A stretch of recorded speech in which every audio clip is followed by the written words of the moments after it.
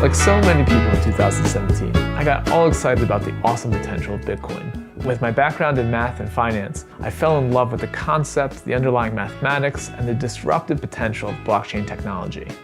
But undercutting the excitement are two fundamental questions about the viability of cryptocurrencies. In classic finance, a currency must be A, a store of value.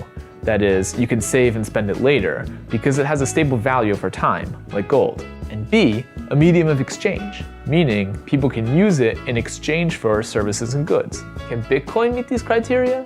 Well, the jury's still out. The second question is, will government step in to regulate Bitcoin? The SEC has already signaled its intentions to regulate Bitcoin as a currency. It certainly comes as no surprise. Regulating commerce is a question as old as civilization. Every society has to strike a balance for itself. And the Torah, the guidebook for the Jewish people, is no exception. So it makes for an interesting question. How does God approach regulating commerce?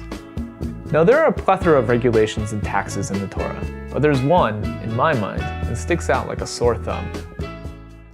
Lo selech rachel ba'amecha. It's a cryptic statement, so let's start with a literal translation. Don't go as a traveling salesman amongst your nation. What do you think the Torah is trying to say? The most straightforward understanding I could come up with is, maybe God has an issue with salesmen. Perhaps just the door-to-door variety. Maybe it's because so many salesmen are sleazy, dishonest hucksters. Okay, hold up. This isn't quite true. As strange as it might sound, the sages of the Talmud tell us, this verse has nothing to do with banning a career in sales. Instead, it's an instruction to refrain from gossip. But wait, why? Read the text. Where did it say anything about gossip in the verse? Well, to start, the Ibn Ezra provides some intuition by comparing a traveling salesman, or a rachel, and someone who gossips.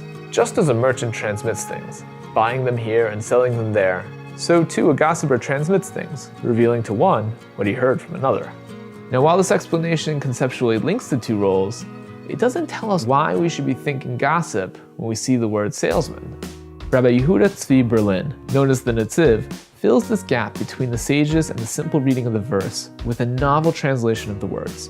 Be'amecha, as we translated before, amongst your nation. Stop. Grammar time. Can't touch this. The letter base often serves as a preposition in Hebrew, a shortened form of bifnim, meaning within, or betoch, meaning amongst. But in this context, the Netziv instructs us to read the base with its less common usage, with. This slight adjustment completely transforms the verse's reading. Don't go as a traveling salesman with your people, or worded more explicitly, don't conduct yourself as a traveling salesman with your people as the thing you are peddling. Within the nuance of one letter, the Netziv shows us how the verse's simple reading harmonizes with the sage's understanding. And the comparison of a salesman to a gossip aligns perfectly. The Bible's using the word rachel, salesman, so that we feel the gravity of the act of gossip.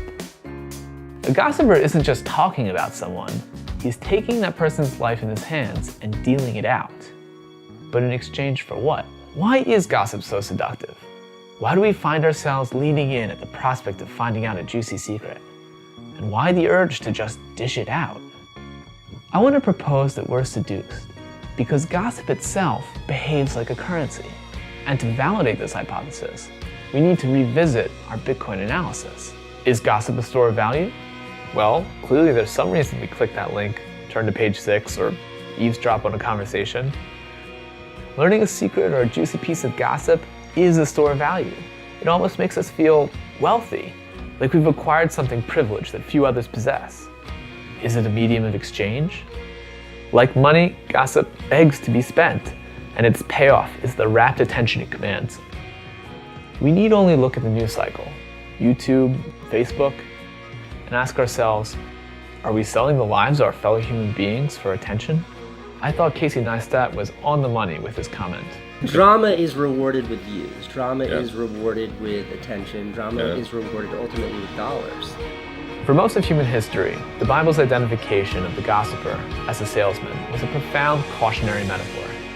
But in the modern age of technology and advertising, gossip has found a vehicle for actual monetization, further fueling one of our most base drives. Is Bitcoin a currency? That's a question that will be settled in time.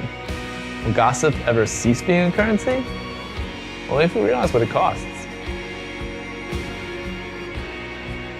Hey everyone, Jordan here. I just wanted to thank my wife and my friend Itai for helping me make this video. I know it's been entirely too long since the last one, but I've been teaching myself how to do all the video editing, so hopefully now I can put these out more regularly. There's so many topics I want to cover, so if you feel like this is something you want to see more of, drop by my Patreon. Link is in the description below, along with those sources. Happy 5779, Gmar Chasim Tova.